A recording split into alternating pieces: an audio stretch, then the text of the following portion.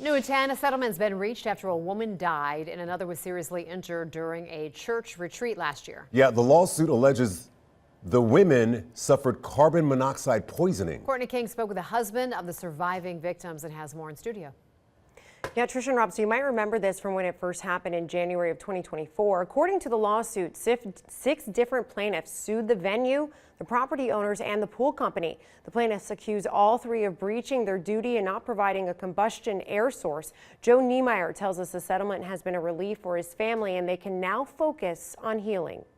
It's a good kind of finishing point for us. Last month, a settlement was reached between several plaintiffs and 3 defendants after several people were injured and a woman died from carbon monoxide poisoning at a church retreat in January of 2024. It was a long drive not to know anything. Joe Niemeyer was sleeping when he got the call his wife, Kristen, was in a coma.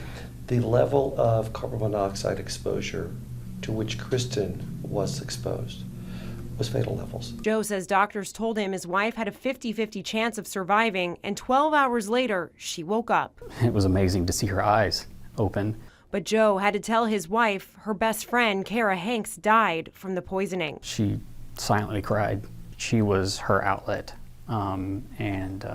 it was suddenly gone.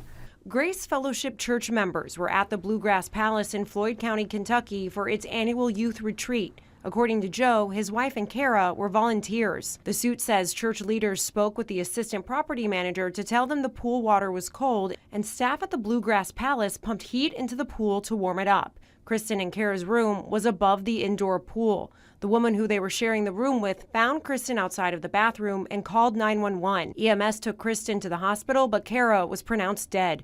3 minors who were at the pool were also treated. The lawsuit says the fire department found a high amount of carbon monoxide at the scene. It also claims the carbon monoxide came from the pool boiler room and says it suffered a lack of maintenance. The group sued Classic Pools, the company that maintained the pool, the owners of the property, and the company that ran it, the Farm LLC. The farm shared this statement with us. While we are not legally liable for the matter that is the subject of your story, our family at the Farm LLC feels deeply for those who experienced this tragic loss. Yeah, they took responsibility.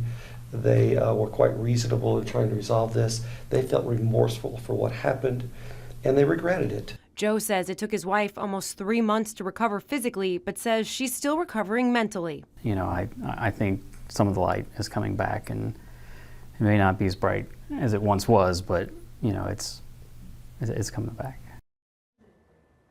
Joe says their church has been an amazing support system for them while they continue to heal. We also reached out to the attorneys for both the pool company and the property owners. We are still waiting to hear back from them, but we'll update you if we do. In studio, Courtney King, Fox 19 Now.